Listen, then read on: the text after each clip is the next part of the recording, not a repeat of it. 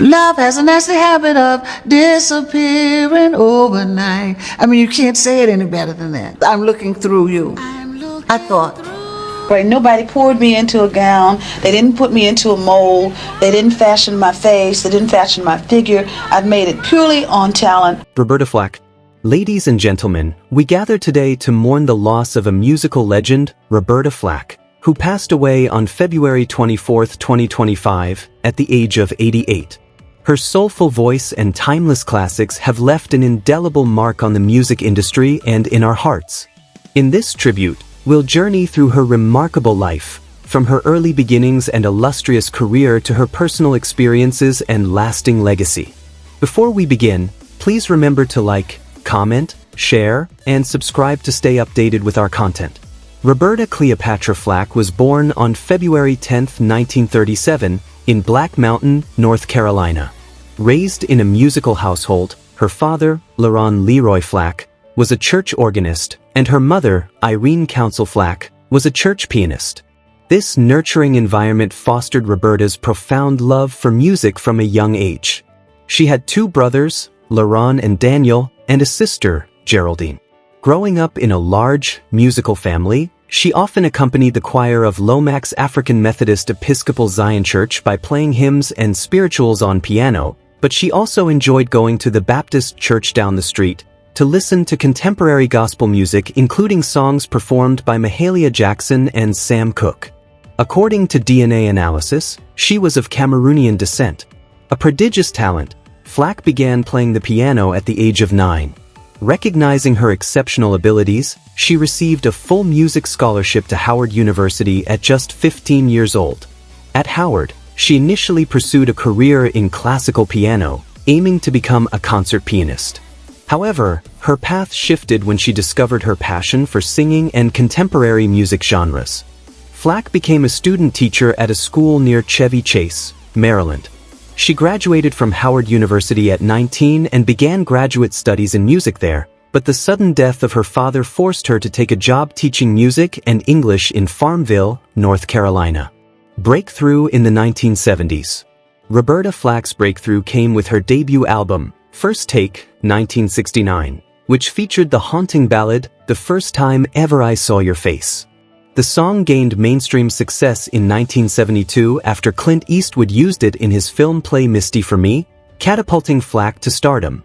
The song became a massive hit, topping the Billboard Hot 100 for 6 weeks and earning her a Grammy Award for Record of the Year.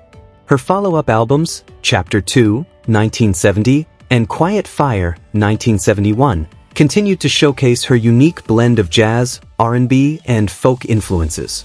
However, it was her collaborations with Donny Hathaway that truly solidified her status as a music icon.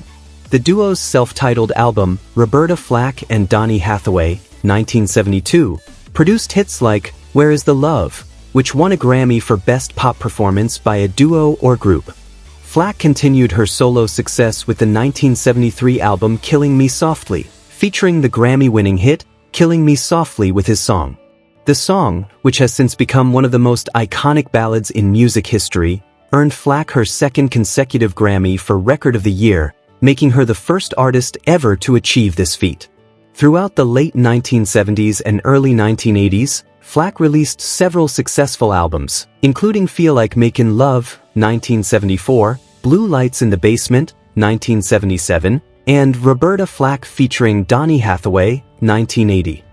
The latter album featured The Closer I Get to You, a romantic duet with Hathaway that became another major hit. After Hathaway's tragic death in 1979, Flack continued her solo career, collaborating with artists like Peabo Bryson on hits such as Tonight, I Celebrate My Love. In the 1990s and 2000s, Flack remained an active performer, releasing jazz-influenced albums like Roberta, 1994, and Holiday, 2003. She also explored classical and jazz crossover projects, demonstrating her enduring versatility. 1980 to 1991. Continued success. In the 1980s, Flack continued to enchant audiences with songs like Making Love and Tonight, I Celebrate My Love, a duet with Peabo Bryson.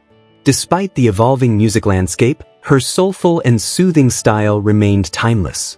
In 1988, her album Oasis featured the title track that topped the R&B charts, reaffirming her versatility and enduring appeal. Later career and accolades. Flack's influence extended beyond her recordings. She was inducted into the North Carolina Music Hall of Fame in 2009 and received a Grammy Lifetime Achievement Award in 2020. In 2021, she was among the inaugural inductees into the Women Songwriters Hall of Fame. Her commitment to music education led her to establish the Roberta Flack School of Music in 2006, providing free music education to underserved students. Personal life, relationships, and religion. Flack was a member of the Artist Empowerment Coalition, which advocates for artists to have the right to control their creative properties. She was also a spokeswoman for the American Society for the Prevention of Cruelty to Animals. Flack was also an advocate for gay rights, stating that love is love. Between a man and a woman, between two men, between two women. From 1966 to 1972, she was married to Steve Novosel. Flack was the aunt of professional ice skater Rory Flack.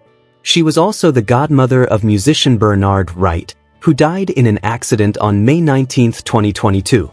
For 40 years, Flack had an apartment in the Dakota Building in New York City that was right next door to the apartment of Yoko Ono and Sean Lennon. Illness and passing. In 2018, Flack was appearing on stage at the Apollo Theater at a benefit for the Jazz Foundation of America. She became ill, left the stage, and was rushed to the Harlem Hospital Center. In a statement, her manager announced that Flack had a stroke a few years prior and still was not feeling well, but was doing fine and being kept overnight for medical observation. In late 2022, it was announced by a spokesperson that Flack had been diagnosed with ALS and had retired from performing due to the disease making it impossible to sing. Flack died on February 24, 2025, at the age of 88. Her manager, Suzanne Koga, stated she died from cardiac arrest on her way to the hospital in Manhattan. Legacy. Roberta Flack's contributions to music are immeasurable. Her unique ability to convey deep emotion through her voice has influenced countless artists across genres. Songs like Killing Me Softly with His Song have been covered by numerous artists, testifying to her lasting impact. Her dedication to music education and advocacy for the arts ensures that her legacy will continue to inspire future generations. In honoring Roberta Flack's memory, we celebrate a life rich with artistry, passion, and an unwavering commitment to the transformative power of music. Her voice may be silenced, but her music will resonate forever. Thank you for joining us in this tribute. Please remember to like, comment, share, and subscribe for more content celebrating the lives of influential figures.